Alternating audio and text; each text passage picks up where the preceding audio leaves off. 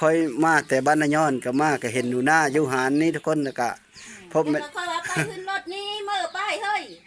แม่หนูหน้าเดี๋ยวนี้น่ะไปด่านบ่เดี๋ยวนี้นะไปมื้อละ ไปได้4-5 มื้อละ ไปได้ 4-5 มื้อแล้วได้3 คืน4 คืนแล้วโอ้เคยพบร้านมนต์หันแล้วเขาโชว์มามันอีมา เฮือรถไถนะบ่ ไปแลนเวะเจ้าเฮือหน้าอยู่ไปดงฉาน โอ้จะไปแลนเว้เจ้าเฮาหน้าอยู่บ้านดงสานพู ไปดงฉานพวก ไปกับผู้เดียวเล่าบ่ เดียวมัน เข้ากินได้ซะมีบ่ แรกเขากินเขากดมันก็ตาหันตัวนี้เห็น มีเห็นไปเลยเจ้าโจกเฮอได้4 มื้อแล้ว ทั้งยาทั้งผู้ทั้งพิลเครื่องแก้วฮุบพ่อแม่ เฮอนะจุมเจ้าจะค้นไปนะ ช่องพ่อแม่ทุกคนนั่นแหละ และโซนมากก็มีมา นั่นว่าไปประเด็นเวะเจ้าเฮือหน้า เดี๋ยวนี้ได้สะอัน เจ้าแหลนได้พบเดี๋ยวนี้คือ เพ้อไปหาซะ เพื่อละไป ลูกเล่ากับบ่ไปเลยเนาะ รู้จักจะไปอยู่หรอรู้จักกันหมด บ่นะตัวมีเห็นมื้อแม่ตัวไปบ่ไป4-5 คืนได้แต่เขาลงมา ตัวนอนน้ำเพิ่นสักคู่มื้อนี่นะ คือน้ำป้ามัน ป้ามันเอาไปนอนน้ำได้ดีนะ เดี๋ยวน้ำประโจกนั่นแหละสักขอบใจแล้วเขาก็มีหูจักเนาะเขาสักกะมาแต่บุญธาตุนี่หั่งเขาก็ดี จะไปผักกู้จะไปดงซานแดกเดะเจ้าหน้าอย่าเอา โหตามภาษาลาวนั่นแหละพระเจ้ามาตหาตึกฉลุงกินข้าวแล้วบ่เช้านี้นะหัวหน้าสบายดีดูสบายดีดู nói nữa mày làm bài gì nè mày rồi vai gấu cái hương ngớt này làm bài สบายดีพ่อแม่พี่น้องวันนี้ rồi đúng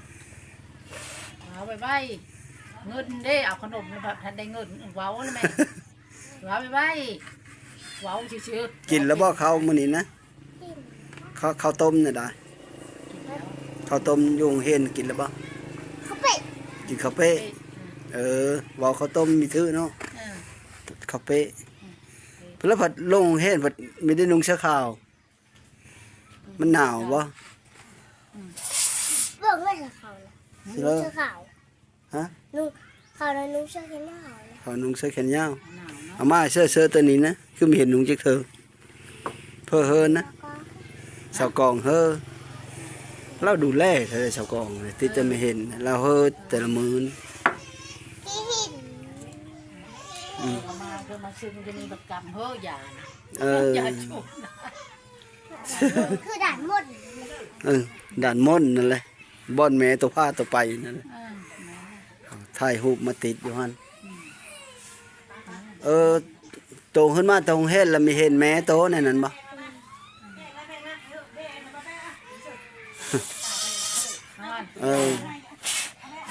ยังอยู่บ่ปึ้มนะ หมดเลย หมดเลยโอ้ kiền ngoài cái đó เกิบเดสิเลจะเกิบนะ cơ bên chỗ mà ba bên chỗ อยู่เสื้อสเกิบนะเกิบก็บ่มีบ้าน อยู่เงียนบ่ เกิบก็บ่มีเกิบก็บ่ได้ใช้เลย เฮ้ เฮเลย โอ้โหน่าจะไปดินเป็น พูดเข้ามาแต่แจกพูดเข้ามาแต่โม่แจกเพิ่งนับค่าง านลินดามาฮะแม่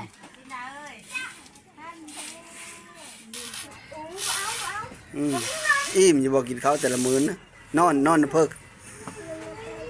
นอนนะพระโจกเพราะนี่แม่ไปกับแม่ลูกไปกับลูกแล้วบ้านนี่เนาะแม่ไปผู้เดียวแล้วสอดด่านม่นแล้วว่านี่ซะด่านม่นกับบ้านนาปอดผู้ใดด่านบ้านนาปอดผู้ใด ด่านพวกนี้ บ่อนนั้นแต่เฮาไปเอาตอนนั้นนั่นเลยไปเอากินแกงลูกกังคะนะพุ้นเลยด่านม่นโยนั่นแหละ แม่ว่ากันนี่บ่ ชาลูกคะขึ้นมาแกงเสื้อป่องปลาหม้อเพิ่นน่ะปลากระป๋องนะป่องป่องกระปลาน่ะนะ เบิ่เนาะ บ่เบิ่ เขาเว้าลูกกังค้าน้ำหนูหน้าว่าลูกกังค้าบัดค่อยไปเบิ่งแล้วมันบ่แม่นลูกกังค้า นั่นมาลูกเป็นมันหนัก ลูกเฮ็ดแตะอึกอันอยู่ในขี้ดินทรายนะค่อยสะขึ้นมาคันลูกกังค้ามันสิดำปีเนาะนี่น่ะดำอยู่หั่นมันบ่ดำปีคืออันลูกกังค้า แหมมากินพี่แม่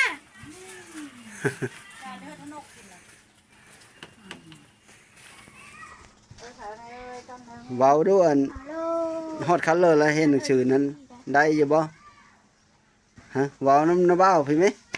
น้อยแล้วแม่อ่านได้ยังบ่เขียนก็ได้ยังบ่ ตาไปอ่าน อ่านได้อยู่ อ่านลูกเห็น อ่านอยู่เห็นผู้ยิ่งมึงดูแฮวนะหมดสองเล่มแล้วบาน ขนมหลาย อันแบสิอ้อ4เล่มขายไม่อ้อ มันเท่า หากอ้อ2เล่มน่ะก็ซื้ออยู่แฮว2เล่มเบิ่งยาอมคั่งแม่นาเห็นบ่ อ่ะเจ้าได้หกอ่ะ อย่าได้พี่เหลวอะตัวอย่าได้นะ ตาละที่ อย่าได้รถทีบเออให้อย่าได้รถทีบอย่าได้เปิดเพ้อซื้อเฮ้อเพ้อก็ไม่มีเงิน ใส่ตัวประโจกแห้งไก่และประโจกกันนี่เออเห็นแล้วเลยจ้ะอย่าได้รถทีบหน่อยบ่ ที่หนึ่ง อย่าได้4พี่เลย สี่ห้า สีชมพูจักฮอดสีชมพูหวานเห็นของเพ้อ น้ำมันคือมาปิ้นน้ำมันชี้ว่าบ่ บ่สีชมพูกะสีแดงครับบ่แม่นสีแดงนะสีชมพู ไอ้มาเก็บกินมาน้องนะ เออเสลอสมูพัดขับบักโดเด้ โรคก็ยุ่งเห็นมือก็ยุ่งเห็นนะ เออ มันบอกว่า เสลอเงินมาให้เบิ่งเด้นี่เทเล บ่ ด มี นี่ เงินนะ อ้าวเพิ่นซื่อๆอันนี้จังได๋ซะมากดเบิ่งดูมีบ่นี้นะเพ้อเฮอนี่นะกดเบิ่งดู ฉันได้ชื่อได้นะเอาซื้อเอาก่อนแล้ว ไว้เห็นแล้วก็แลนมากดโลดซ้ำลึงกันแต่เก่า อะไรจืดไอ้เด็ เอามาเบิ่งอย่ากดเบิ่งนี่เบิ่งเงินนี่สิเลออยู่นี่บ่ อาบอยู่บ่น้ำแต่ละมื้อนั่นนะฮะอาบอยู่บ่น้ำแต่ละมื้อน่ะเลิกโรงเรียนมื้อละอาบรถเด้อตอนเที่ยงน่ะเด้อค่ำมาแล้วมันหนาวมันอาบบ่ได้เด้ออันฟังสิถามป้าโจกตัวน่ะอยู่เชื่อเดี๋ยวนี้น่ะอยู่เฮิรนไอ้ตานน่ะบ่ พีเตอร์ อยู่บ่เตอผู้ โตกับไปอยู่พุ่นบ่โตไปนอนน้ำเขาอยู่เตอผู้บ่ บ่มีไม่ยากมา ไปนอนน้ำเขาอยู่บ้านเตอพุ่นบ่ แป้ว ไปนอนน้ำปลาโจกอยู่บ้านเตอพุ่นว่าเดี๋ยวนี้นะอันบ่ได้ไปบ่เฮิรนเมซ่อนนะ บอ บ่ได้ไปอันกลางเว้นมากินข้าวใช่ซะ ไปกระโดด เฮิรนปลาโจกพุ่นหายไปเลย แม่สอนไปเว้ง นี่ สิเด้อเราแป้งปานนั้นไปเว้าเราหาย เออ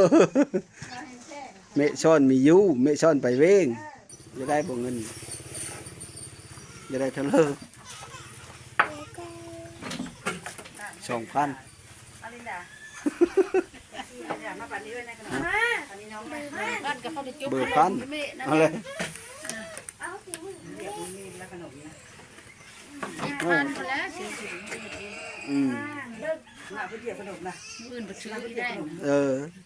แม่เล่า เลย เอาไปหาแบกก็บ่ได้จักโตจักไล่แต่จักละหาไล่เลยจักคนไล่หา หน้าเย็ดพิมพ์นะขนม น้องอิ่มแล้วก็เฮ็ดที่ลูกเศรษฐี ลูกคนโล อมเพิ่นนั่นคิดเด้อ ห้าวันสี่โมง ถอยหลังไปโต๊ะเต็ มึ ม งก็จะตกตินะ ขนมก็บ่ทันได้เซ็ง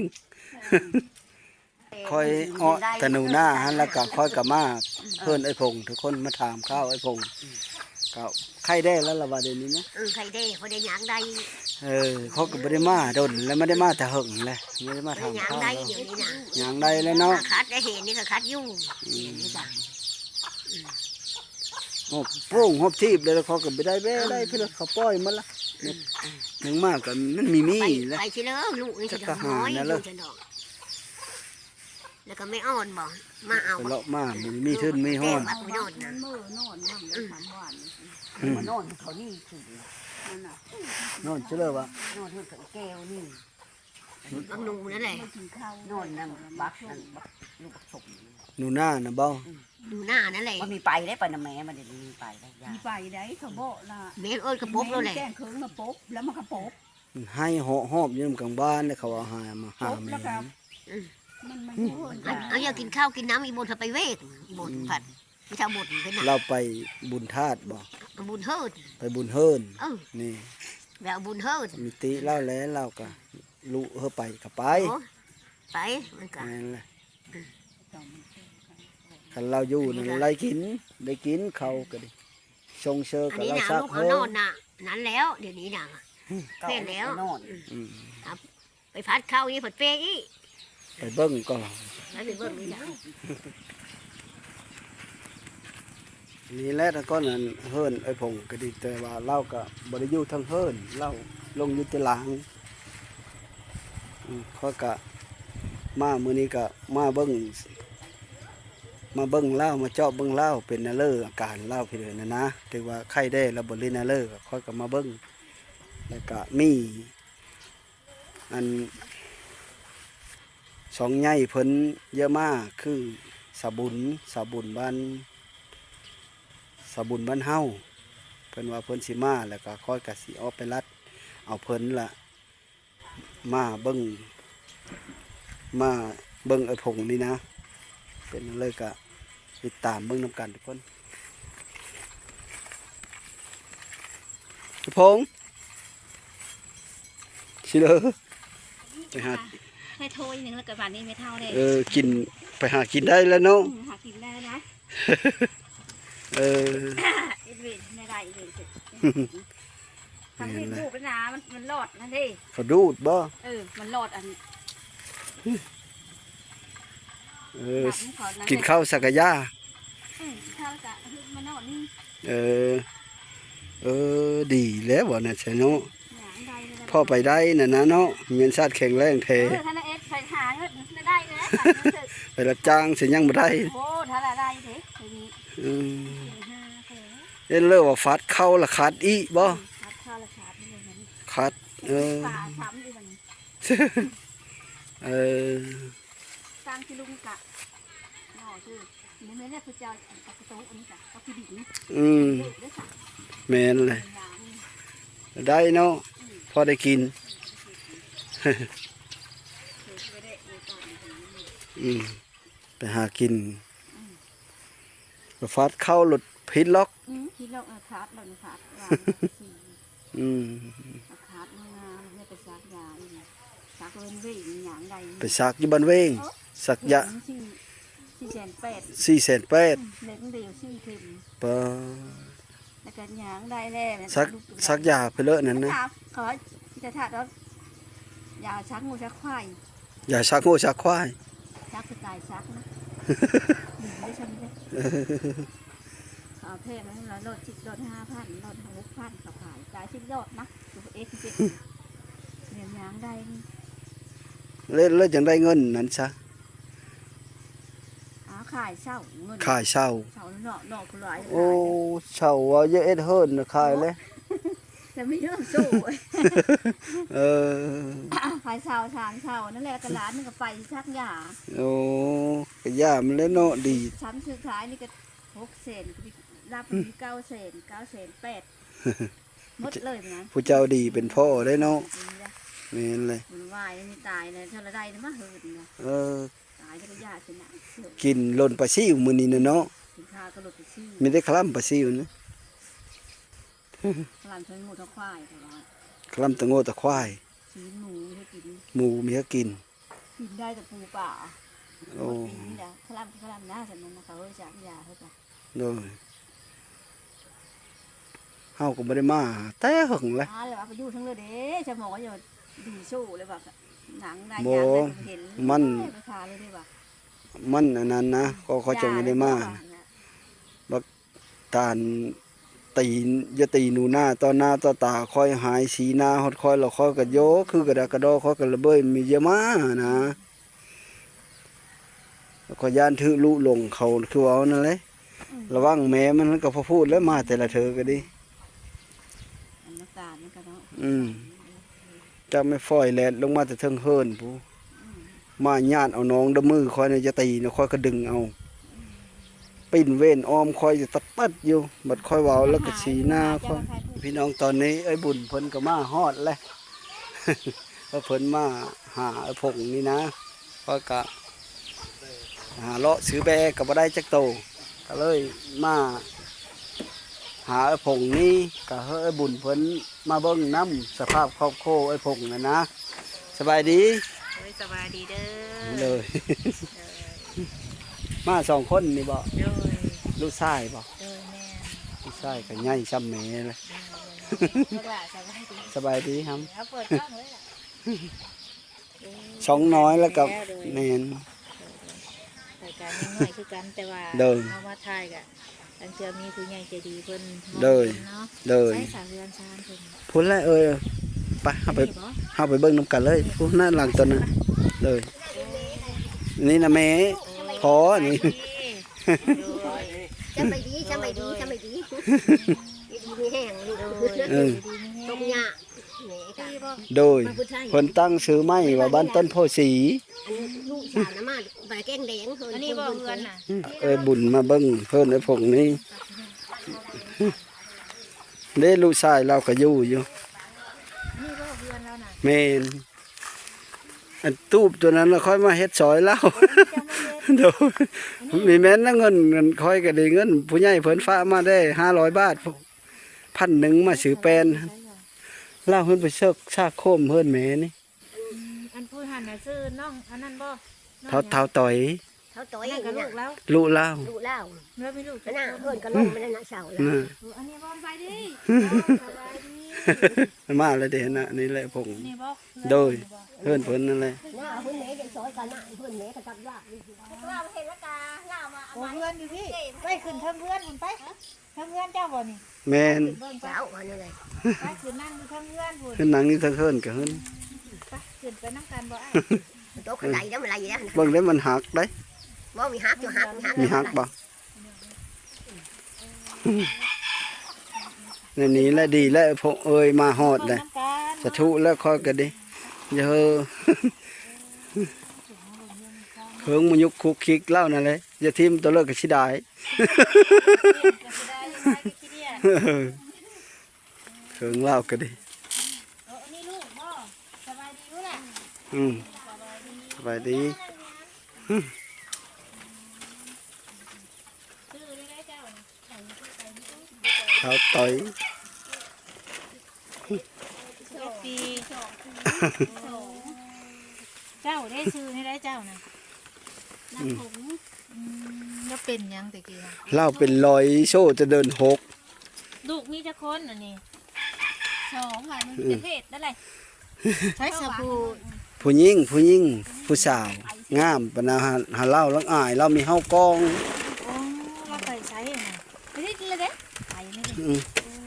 มีลูกสาว ลูกสาวงามเท่าใด16 ปีบ่15 ปี นี่บ่ นอนนำกันนี่แหละ แม่ นะ แล้วก็ลุงขุนแม่น่ะ แม่ลงนอน มีลู ตุ๊ ก บ 2 คนผู้หนึ่งน่ะผู้หญิงผู้ห แม่ นึ่ง น ผู้ชาย แม่น ผู้นี้ผัวหล่ะผัวเราได้สบายใจ ตายแล้วโผล่แล้วโผล่ตายแล้วก็ลงมาอยู่นำแม่น่ะ เก้าเล่าเอาโพอยู่ฟ้าผู้ แล้วก็จะพูดว่าพูด ลูกสาวอย่าพ่อลูกสาวหั่นแหละพ่อบดขอบบดครัวแหน่ดี แม่น มันคือเพิ่นสิช่วยเพิ่นก็ต้องเห็นทั้งเบิดทุกคน โดย บ่ต้องอายดอก ทั้งฝ่ายที่ระบบเลยดิไปเลยดิ เฮาสิอายไปพี่ช้า อายเลยอันนี้เสียบได้อายทุกนี่เดี๋ยวแผลจะเกิดนอนแม่ที่หลังเขาเลย จะนอนหม่องไหนเจ้าน อนพูดตอน นอนอยู่กระต๊อบ โอ้ลูก ตั สาว ว นั้น ลูกสาวแล้วนอนอยู่นี่ แล้วเพิ่นละอาย เพิ่นละอายทุกข์นั่นแหละเอ้ยเว้าตามความจริงนั่นแหละ อาย คนงามเท่าใด หวานนกเลย เออสูงลืนเนาะแม่สูงลืนหลาย ค่อยจะถ่ายเอากะล่ามีถ่ายละปบโยนเราเห็นกองกับซ้ำแน่ปืนเชิญนี่มันก็ปบเลยหลังอาย เยอะมันทุกข์มันหลานอายเถอะ โอ้บ่ต้องอายดอกคน แมน ชื่อเนี่ยได้ลูกสาว เต้นสื่อล่ะ ซื้อนางเต้น สื่อนางเต้น โอ้เจ้าน่ะนอนลุ่มพุ่นแหละลูกสาวน่ะ หั น ว อน ปี นี่ เลยนอ แม น นยามัน ไอ้เธอแล้วก็นอนลุ้ม ยามันหักนั่นแหละ ตุ๊กยังสะเมียนอันนี้ พกเข้าไว้ โอ้น้ำพ่อแม่ได้สาเพิ่นบ่ได้มีให้ หน้าก็หอมนะก็ที่ทุกข์คือเด็ดแหละก็หน้าก็หอม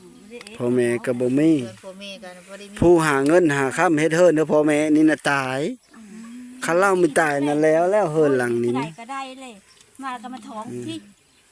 มาท้องเขือแล้วมันมาทำงานนะ เจ้าน่ะเป็นลูกแล้วนี้ แม่น ลูกกุ๊กร้านเลย แต่ป่วย 50อายุเขาก็ ว่า50 ปีโอ้บ่คักแต่บ่เห็นลูกสาว แม่นแม่น เขาต้องได้มีผู้ใจดีเพิ่นเห็นเพิ่นเพิ่นซื้อสังกะโสสังกะสีให้ก็มีเนาะเบิ่งแน่ โดยแม่นเลย เบิ่งแน่ห้ามปีนไปเบิ่งแน่ ค่อยน่ะหมดความสามารถแล้วค่อยหมด เดินไปสาจะอยู่เดินแม่บ่ เดินแม่อันนี้เดินแม่อยู่ทำ ฮะ ดินแม่ ดินแม่นั่นแหละฮะ ตายลงมาแล้วก็ดูนี่ หาเพิ่นก็ปั่นเฮออยู่ดอก น้ำกินบ่น้ำหยัง น้ำกิน กินน้ำอยู่ไส สร้างพัน สร้าง น้ำซ่า สร้างแม่นั่นแหละสร้างศักดิ์สร้างโยกน่ะนะ สร้างสุ สร้างบาดาลน่ะกินน้ำสร้างบาดาล เจ้าเคยมาหาเพิ่นอยู่นี่ โดยหลายเธอแล้ว เข้ากล้อง ลุล่าเราบ่เฮา เราอาย ข้าวเอ็นเธอตุกมันจะเห็นไหม เจ้าน่ะบอกลูกจบดีบ่ต้องอายดอกเพิ่นเถื่อมีผู้ซอยเฮาคนเฮาน่ะอายน่ะมันกินบ่ได้ แม่น ได แม่นเลย ซุมื้อนี้เขาบ่อายกันแล้วซุมื้อนี้เจ้าต้องเว้าถ้าว่าเฮาเนาะเพิ่นก็มีส่วนหลายเพิ่นอีตนเล็กนิดเล็กน้อยเพิ่นเพิ่นเห็นลูกสาวก็อันนี้คือเว้าความจริงเนาะน้อยอนาคตเขากำลังก้าวหน้า แม่นเลย เพิ่นอีตนอันนี้ได้สามยับมากๆพี่ลูก เออมานั่งเครื่อง เจ้าน่ะ สอง เอ้ย 12 16 ผมก็ยาวเลยไม่ทันได้ตัดเลย ปีบ่ลูกสาว 17 17แล้วเนาะ อายได้เนาะปลูกเครื่องของแล้วก็นอนแล้ว แม่นเลย บ่ย่านบ่แม่บ่นอนนะ ล่มไม้ล่มแห้งเท่าไรมันหือมันตกหมดแล้วได้เขามามัดเฮาไม่ได้นี่ได้ หลานชายและมุงเฮอนี่น่ะลูกอีหยานเฮอ เบิ่ง นี่ แม่ แหละ เบิ่งแม่กิน มันปิวเอาหมดเลยเล่าสักกะมามัดเอาไม้หน้าเตาะนี่นะสักกะมุงไม้ ทางบนอยู่บนนอนผลยาฝนได้นอนที่สานี่ อันนั้นตุกไปเลยหมดปีเลยดาว ลู ไอ้ ก สา สาว ว ได้ นี่ จ้ะนอนใช้ฝนตกนอนเพื่อไม่เท่า ลูกสาวก็นอนไม่เท่า อืม สุนเขา ยามแรงลงนอนลง อืม เข่านี่ไปหู้เขาให้ เล่าโซ่สักกะดีได้นี่ได้ บริสุทธิ์นี่นะ ตั้งแต่เดินหกเดิน เป็นปลก เป็นประดงอืม อามาใหม่เขาแล้วก็ดี แม่นเดี๋ยวนี้ แม่ น่ะ เขาลูกเรียนวัดนี่นะหาไปหามา ได้ลูกชายเลยเอาลูกเอานอนนะ เข้าแม่เลย มีลูกสองคนนี่ 2 คน สองคน ผัวเสียจักปีแล้ว 10 ปีนี่แหละ โอ้เขาบ่ได้เอาไม้เลยเจ้าก็ได้ แพงวัดอันนี้ นี่เขามีเพลงลูกแล้ว แพงลูก แม่นเลย แพงแล้วเห็นเขาหายเขาตีกลับมาตีเห็นเขาผู้เอามันก็เมื่อคืนนี้เลยเอาก็ว่าเอาแล้ว เห็นเขาอันเห็นผู้อื่นเอาโพไม้เนี่ยเขาเฮ็ดแผลรู้นะเล่าเราบ่เอา เลยบ่อยากเอา แม่น แล้วก็เห็นเขากลับมาตีจะมันน้อยอย่างนี้น่ะน้อยก็ดีกว่านี่เขาเอาเห็นเขานะ แม่น ก็เลยบ่ เจ อ อย าก โอ้ เอา ยเฮ็ดชื่ออื่นเห็นเขาได้ว่าโอ้ผู้เจ้าเอาก็คือเขาแหละเนาะอยู่เขาได้ว่า แม่น คน เลย เอาได้นี่เถอะอยู่จำลูก2 คน คันเอากับหังมีขึ้นใครอยู่เนาะ แม่นเลยจากคำสิเว้าเลย เขานี่ไปหู้เขาให้สิบ่บ้าน บ่ เขาให้ แบบว่าไหหมู่น่ะนะเขาทางแล้วเขาป้าบ้านนี้ เขาป้าแล้วเล่าเราไปทางเอาอันไปลกหญ้าเอา อ๋อ โหมันยั่งอยู่น่ะนะ ได้จักชอบวันนี้ไปเฮ็ดเอานะ มันหา6 เป่า โอ้นี่ยังดีแล้วเนาะ หา6 เป่า บ่เพิ่นป้าได้เจ้าน่ะไปเสียหญ้าเอา แม่นแล้วก็ไปนำเข้าเชื่อของ ไปน้ำตื้มอีก แม่น ตื่นมาเขาเลยก็เลยบักได้ไหมใหญ่ สมมุติว่าปีนี้น่ะเขาทางเนาะเขาทางให้น่ะบัดแล้วเราเขาเกี่ยวเอาปีนี้นะปีหน้ามาแล้วเราไปล้ำน่ะนะว่าแล้วก็ดิเขาเอิ้นว่าไปล้ำให้หมู่น่ะนะ เขา แม่นเลยไปลกให้เขา ผู้ไทยแล้วว่าไปลกให้ไปลกเอาให้ หญ้าให้ ลกหญ้าให้หมู่และ นำเข้าเชื่อแล้วไม่ได้เฮ็ดโหเราบ้านนี้เขาโหเก่ายังอยู่นั่นนะ เอ็ดเฮอเลยเด้หัวเก่าเขาเลย แม่นะ น้ำข้าวซื้อ ครับพอได้กิน ชาแล้วเกี่ยวเฮอ ดูไปเกี่ยวกับลูกสาว เอ็ดเวทนะปีนี้นะ เจ้าหนูบ่ได้เฮ็ดเลี้ยงมี โด แต่ลูก โซ่ โซ่ บ่ได้เข้าโรงเรียนบ่จ้ะ เข้าเลยแต่เก่าแล้วเดี๋ยวนี้นะย่าแล้วดิ ยาอีละบ่ ย่าเฮ็ดหยังหัน นี่เขานี่เขาไม่ห้าว เอื้อยได้เข้าบ่ เดี๋ยวมาสามนะ ลงอยู่เอื้อยน่ะ มันแล้วไปแล้วนี่สื่อมันย่า ย่าแล้ว ย่าแล้ว แม่นย่า ย่าแล้ว จบม .3 นะ ไปให้คนนี้กับพระ ไปเฮ็ดงานอยู่เว้งมาบ่ได้เงินจักกี้บอกเขาไปเฮ็ดเงินว่ะ ไปเว้งแม่โซ่นักไปเว้ง เบิ่งได้ลงป้องเลยเอ้ย ลงได้เอาไม้เลยนะ อันนี้หวดหนึ่งเข้าจะบ่อันนี้ โดย นี่ นั่นแหละโหดหนึงเข้าแล้วก็ ขออนุญาตเด้อเบิ่งนั่นแหละแล้วก็ใหญ่มาบวกเด้เฮ็ด เอา แม่นบ่ใหญ่มาบวกบ่ แม่นเลย ย่องกระโบก ย่องมาโบบเอ็ด กับสารเป็นเอาย่องกระโบกมาเลย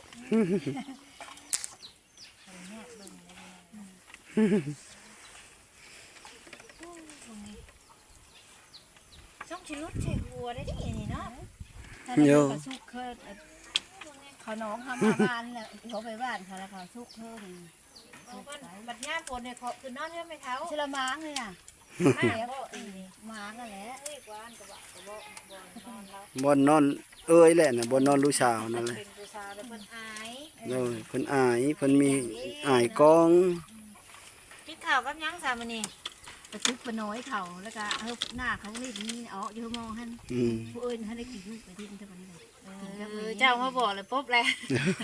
มาบ่ละปบแต่เขาก็อยู่เฮิรนนี่แหละเห็นค่อยมาแล้วก็ปบเขาก็มาเว้าน้ำเจอเขาก็ดีว่า ว่า ว่า ในใดจ้ะ บ่ต่อเลยบ่ต่อเลยไปเลย โตปุ๊ดน่ะ ตกขึ้น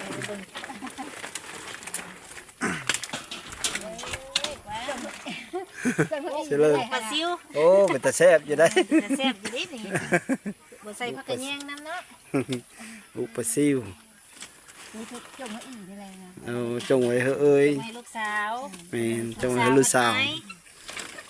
ผัดอายได้ ทางใดล่ะเนาะอายเฮ็ดหยัง คอยมาบอกว่าเฮ้อว่าเอ้ยบุญเยอะมาปบพร้อม แล้วมีโทรศัพท์เบิ่งอยู่บ่ลูกสาวค่ะ แปะถูกจักนะมัน ยันว่ายังก็มีโทรศัพท์เบิ่งบ่ต้องอายดอกส่วนมากก็มี มีนั่นแหละมี สวยเฮาได้เพิ่น มี เห็น ไป นะ หารับจ้างก็มาแต่เวกนี่ได้มีได้สื่อ อืม รับ มี สิมันหายเป็นมันนี่มาแต่เวกนี่ โอ้ จ้า แต่เฮ็ดเวียกอยู่เวียง ไปเฮ็ดเวยอยู่เว้งไม่ได้เพิ่นเลิกมาละลาได้แต่โทรศัพท์แม่น ไม่ได้ซับเลย หวาน แม่เบา แม่โซ่ละมา แม่สู้แล้วกามาดีกว่ามาเกี่ยวข้าวนี่น่ะทิพนาราเลยว่ะแล้วก็เลยมาสิเด้อเงินนี่บ่มีได้ไหมเอ้ยว่ะแล้วเขาเอาอันเอาแล้วจักมันเดินมันกินแล้วบ่จัก โอ้ยเงินเดือนอยู่บ้านเฮาเนาะอีหยังสิได้เด้สูงสุดก็คันว่าฮอดก็คงได้2ล้าน แม่นแหละผู้หญิง มีค่ารถค่าล่างมาอีกบาท ไปเฮ็ดงานบ้าน เอาน้องนะแล้วก็ ไปเอาน้อง มาก็อยู่เทิงเฮือนเพิ่นแล้ว เขา ก็ เอิญผู้แบบน้องเนาะเขาเอิญนี่ค่ะไปเอาตัวเขา เลี้ยงน้องเนาะ โหเรา เขตนี่เป็นส้นเผาผู้ไทยบ่ ผู้ไทยหมดเมืองอัศพรนี่นอกจากไปทางเงินบ้านอันเพลียวกระบองใหญ่นะทางนั้นเสือเล่าวเทิงได้ โอ้มาทางนี้นี่เป็นเขตส้นเผาผู้ไทย ผู้ไทยหมดเลยจะชุดฮอนนาย้อนบนชุดนั้นนาย้อน ไปอี3บ้านแล้วฮอนนาย้อน แล้วก็เกลียวลงซื้อถึง5 คือบ่ตัดผมแม่ข้าวบ่ลูก ถ้ากูมีผู้ตัดแล้วก็จะได้ตัดเอามาแม่เขาได้ไว้มันก็ถึง ตั รั ด ดไป ผมเลยรอคือนี่นี่ รอแล้วเท่าต่อย ไปได้ไปตัดมันคงมา มีลูก เหมือนเก่าหวานจ้า คนเนาะเราก็ได้เอาผัวเลยยันเขาบ่แพงลูกว่าซั่น เลยแม่นเลย ถือผู้บ่ดีมาเห็นลูกสาวพัดย่านไปได้เนาะบ่เห็นบ่มันออกข่าวตลอด แม่นเลย ไปสาลงเบิ่งทางลุงก่อนมัน ลงเบิ่งเฮิรนนั่น อยากลองเบิ่งนี่แล้ว เบิ่งเฮิรนตูบ 1 2 3 อย่างมาเบิ่งจังซี่ว่าเงินเข้าที่ตารางบ่นี่ โยมันเถิด ตาราง น่ะอันนี้นะ เจ้าว่าเฮ็ดแล้วบ่ แม่น ว่ามาเฮ็ดซอยแล้ว เ พอได้บ่อนอยู่บ่อนเศร้า เวลาลมแห้งๆมาแล้วเราก็โปบลงมาอยู่นี่ นอนนี่แหละน้องสี แม่น นี่เด้ แต่นอนทำให้ลูกหักลานั่นแหละ อืม นี่เด้เราลงมานอนนี้ เลย แล้วก็มีตู้หน่วยนึง เลย ทางอ้ายอะ มุดโซ่มาซอย กลางคืนจ้าลง เลย เถิงเอาแต่เฮิร์โผล่เพื่อนนั่นแหละ เคิงปั่นม่านแต่น้ำโพพุ่นเลย ปั่นกันมาตะกี้เมื่ออยู่น้ำพัวสิบ่แม่นบ่ แม่นเมื่ออยู่น้ำโพอยู่ทางเลข10ผู้บ้าน เมื่อสู่พัวเลย แม่น เพิ่นเสียเลย โพเซและลูกไหลหนี้ ลูกโพนั่น โอ้ได้หนึ่งแล้วก็มา ลูกโพละไหลหนี้ จะตายแล้วมือแม่ว่ะผู้แม่ก็หอบมาแล้วทำเงินลูกประจา โอ้อันลูกพัว ลูกกับโพละท้ออันเท้าต่อยนะแม่นละวะ กับอีตัวนั้นเลยทั้ง อ่า สองคน 2คน ลูกพัวเก้านั่นลู ลู ก กเขา พัว ว่า นี่ เอาเมฆมันตายแล้วเอา โอ้ นี่ก็ลูกเขาก็ไล่ห้ามาแล้วบัดนี้หอบแล้วบัดนี้ได้มือได้ ถ้าก็อยู่บ่ได้แล้วเนาะ ได้เลย พ่อเอาบ่อยู่เลย หอบมาแล้ว บ่อีตนน้องแท้ซะ เขาก็ได้ลูกทุกเลยคู่มันเลย เอาแล้วผู้น้องผู้อยู่นำนี่เนาะหรือว่าลูกพ่อเดียวกัน แล้วคนพอแล้ว โอ้อันที่ไปนำนี่เป็นลูกเจ้าต่างหากไว้สิ ที่ บบ อ อก กผูเอาไม้นี่แหละ ลูกกับโพเอาไม้นั่นแหละสองไอ้น้องนี่แม่นหมดว่าลูกโพไม้หมดแล้ววะ แม่เมิด นี่เรา อยู่ในโพแต่พูดเขาเอาไม้ไม้นี่นะไม่เก่าเขานะนะไปผมอะไรกันดิ ผัวเจ้าน่ะเป็นสองผัว บ่หมายความว่าเล่าน่ะเป็นผู้สาว แล้วเล่าเราไปเอาโพแล้วแม่เขาตายแล้วเอา ตายแล้วเอา เอากะบัดแล้วละโพเล่าตายบัดนี้ละลูกเล่า เขาก็ไล่มา ลูกแม่ก้อนเล่าน่ะนะละไหลมาบัด ผู้ นี้ สองคนนี่ก็ลูกผัวกับ ยก ผู้ ไล่ เสีย ได้มาเมื่อไม่ว่า แม่น ตายแล้ว โดย ก็พูดเออได้ว่า อันนี้เป็นเพื่อนบอนลูกอยู่ แม่น ค่ำเมียนอยู่เนาะ คำเม้นนั่นแหละ อันนี้แม่เพิ่นนอนได้แต่สองคน แล้วก็จังหวะเอ้ยมาเบิ่งน่ะคำกับขยะอยู่ในนี้เลย เบิ่งไว้นี่แหละเนาะ นี่ เป็นไรเดี๋ยวไปทานด้านนั่นก่อนเด้อ เด้อ หยาปะบอก ไปอยู่น้ำผัวแบบลูกเพิ่นไรมาเนาะ ลูกเพิ่นไหลมา เป็นเพื่อนพ่อแม่หักหลัง โดย ใหญ่อยู่แต่บ่มีฝาเนาะเพิ่นก็ได้ บ่มี ยังบ่ทันได้ใส่ ผู้เฮ็ดเฮิรนนี้ก็เสแล้ว ก็ผู้เฮ็ดเฮือน ลูกสาวไปทำงานแล้วได้เงินเฮ็ดเฮิรนนี้ ก็เลยเสีย บัด เขาอยู่ก็ไผช่องเฒ่าว่าบัดนี้ มันได้รูปมันยังชาญยังซี่เพื่อได้หาข่าวฮันเอ็กแล้วปั๊บเปิดจ้าข่าวมันไม่ได้ลาดมันสุด เด้อ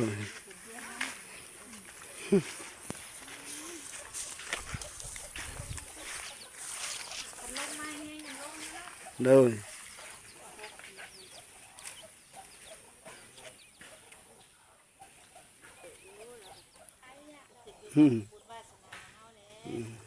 แม่นแหละ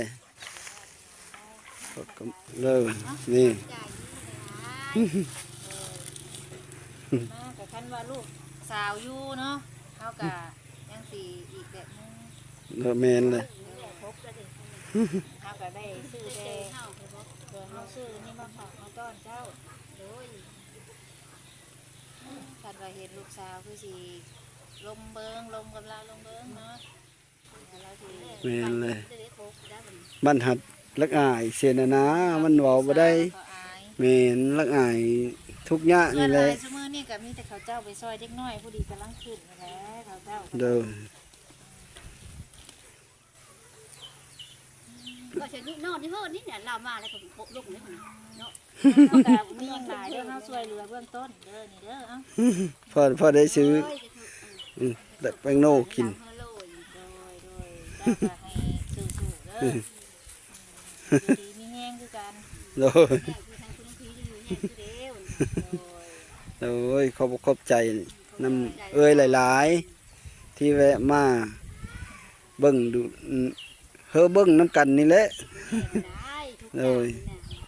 เบิ่งอยู่ รักเขาขอปั่นเลยได้บาทนี่เธอ เฮอจะ อยู่กับบุญวาสนาของเฮาหั่นแหละ โดยแม่นเลย เฮาก็มาทายได้อยู่ โดย เฮาช่วยก็ตามเฮาช่วยได้เพราะว่า แม่น คันว่ามีผู้เพิ่นมองเห็นเฮาเนาะค่ะว่าบุญ โด วาย สนาเฮามีก็สิได้อันมีผู้ช่วยเฮา โดย โอ้ย มันบ่แม่นว่าเฮามาถ่ายแล้วก็สิได้รถก็บ่มี แม่น